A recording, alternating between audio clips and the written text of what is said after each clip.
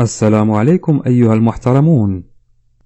سبينر، أو لنقل لعبة إزالة التوتر كما انتشر اسمها في الآونة الأخيرة بمعدل زمني بسيط، أصبحت هذه اللعبة القضية الأكثر انتشارا في العالم. فما هي فوائدها؟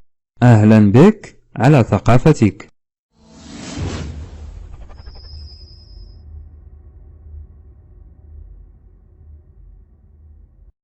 قبل ذلك ندعوكم إلى دعمنا بالاشتراك في القناة، وذلك بالضغط على زر الاشتراك سبسكرايب، كما لا تنسوا الضغط على زر الجرس ليصلكم كل جديد في الحين. الاستفادة هدفنا. سبينر يقال أنها ليست فقط لعبة مسلية مذهلة، ولكنها تساعدك على أن تصبح أكثر تركيزا ويقظة، وهي أيضا مثالية لجميع الأشخاص الذين يعانون من الملل، القلق، قصور الانتباه، وفرط الحركة والتوحد. كما إنها ستساعدك على البقاء مستيقظا أثناء قيادتك للسيارة. إنها أيضا تساعدك أنت وأطفالك على إبعاد عينيكم عن الهواتف الذكية والآيباد لبعض الوقت.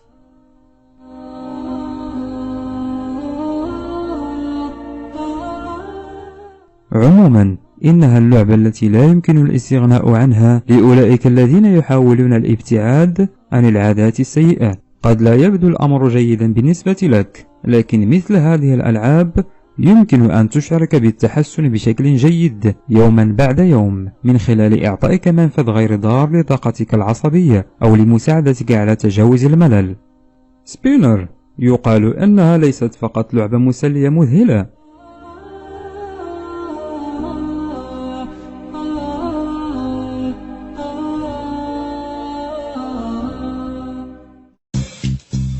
إذا أعجبك الفيديو فلا تبخل علينا بالضغط على زر الإعجاب لايك، وليصلك كل جديد اشترك الآن.